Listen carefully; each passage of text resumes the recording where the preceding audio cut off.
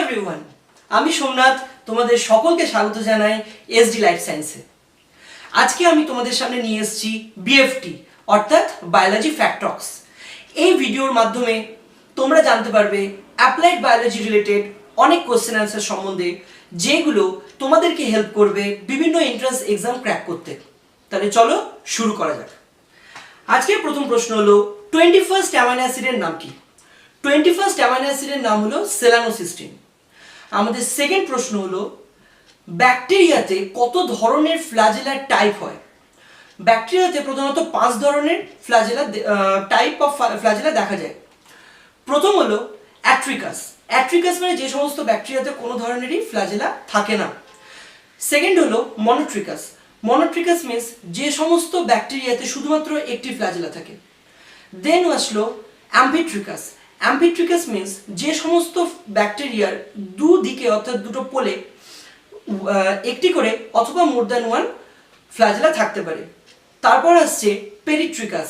পেরিট্রিকাস means যে সমস্ত ব্যাকটেরিয়ার গোটা সেল ওয়াল জুড়ে, গোটা বডি জুড়ে যে সমস্ত ব্যাকটেরিয়ার ফ্ল্যাজেলা থাকে তাদেরকে বলা হয় পেরিট্রিকাস ব্যাকটেরিয়া।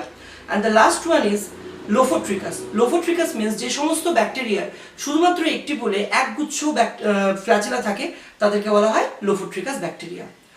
দেন আসছে নেক্সট কোশ্চেন, মর্ডেন্ট আমরা কাকে বলি?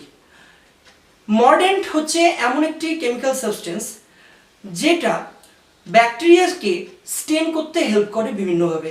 কিছু কিছু স্টেন আছে, কিছু কিছু কালার আছে, যে সমস্ত কালারগুলো ব্যাকটেরিয়াকে সম্পূর্ণভাবে কালার করতে পারে না বা ব্যাকটেরিয়া সেই কালারটা ধরে রাখতে পারে না। সেই সমস্ত কালারগুলোর সাথে আমরা মর্ডেন্ট ইউজ করি যাতে ব্যাকটেরিয়াকে সঠিকভাবে কালার করা যায়। এবং মর্ডেন্ট অনেকটা হচ্ছে sandwich like structure.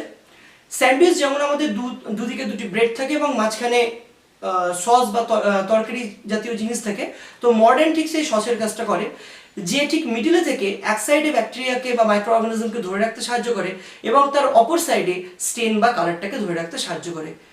For example, মর্ডেন্টের example হলো অক্সাইডস অফ অ্যালুমিনিয়াম।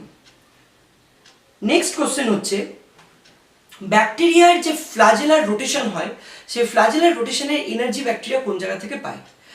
ব্যাকটেরিয়ার ফ্ল্যাজেলার যে রোটেশন সেটার এনার্জি যেখান থেকে আসে সেটাকে বলে প্রোটন মোটিভ ফোর্স অর্থাৎ পিএমএফ। এটা সম্বন্ধে আমরা পরে বিস্তৃত আলোচনা করব।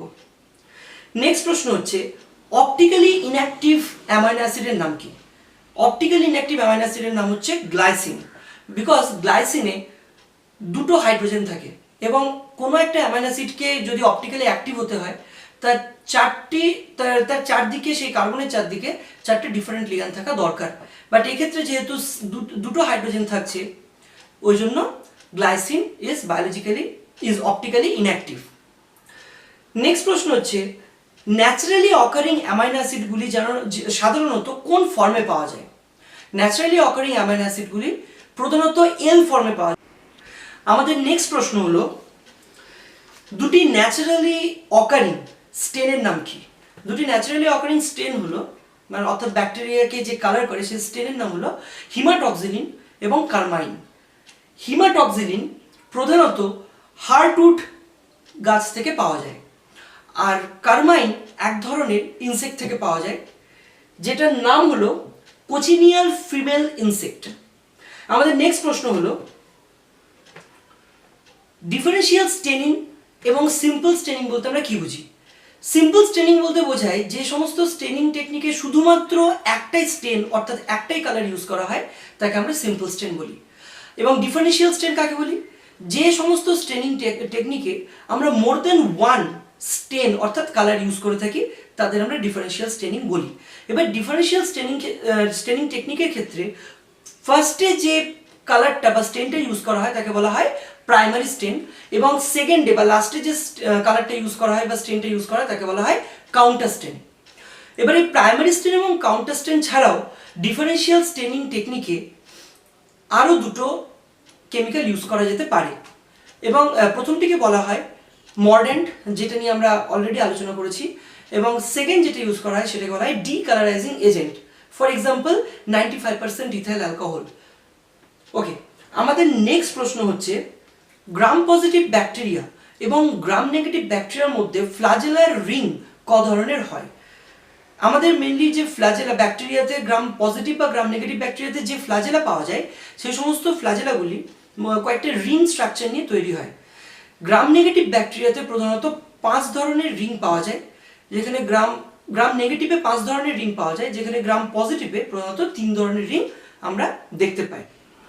আমাদের নেক্সট প্রশ্ন হলো ডি অ্যামাইনো অ্যাসিড কোথায় পাওয়া যায়? কারণ সাধারণত সমস্ত ন্যাচারালি অকারিং অ্যামাইনো অ্যাসিডগুলি এল ফর্মে পাওয়া যায়, তাহলে ডি ফর্মে অ্যামাইনো অ্যাসিড কোন জায়গায় পাওয়া যায়? ডি ফর্মে অ্যামাইনো অ্যাসিড প্রধানত ব্যাকটেরিয়াল সেল ওয়ালে পাওয়া যায়। ব্যাকটেরিয়াল সেল ওয়ালে পেপটাইডোগ্লাইকান লেয়ার থেকে, সেই পেপটাইডোগ্লাইকান লেয়ারে ডি অ্যামাইনো অ্যাসিড পাওয়া যায়, ফর এক্সাম্পল ডি অ্যালানিন। আমাদের আজকের লাস্ট কোশ্চেন হলো পেসমেকার অফ গ্লাইকোলাইসিস কাকে বলে? পেসমেকার অফ গ্লাইকোলাইসিস PFK1 অর্থাৎ ফসফোফ্রুক্টোকাইনেজ 1 কে বলা হয়, যেটি গ্লাইকোলাইসিসের একটা রেগুলেটরি স্টেপ হিসেবে ধরা হয়। তাহলে বন্ধুরা, আশা করি তোমাদের আজকে আমাদের এই BFT তোমাদের পছন্দ হয়েছে, তোমাদেরকে কিছু আমি জানাতে পেরেছি। যদি তোমরা আমার এই ভিডিও লাইক করে থাকো, পছন্দ করে থাকো, তাহলে অবশ্যই এই ভিডিওটিকে লাইক করো, শেয়ার করো এবং সাবস্ক্রাইব করতে ভুলো না, এবং অবশ্যই নোটিফিকেশন বেল ট্যাপ করে রেখো। Thank you so much.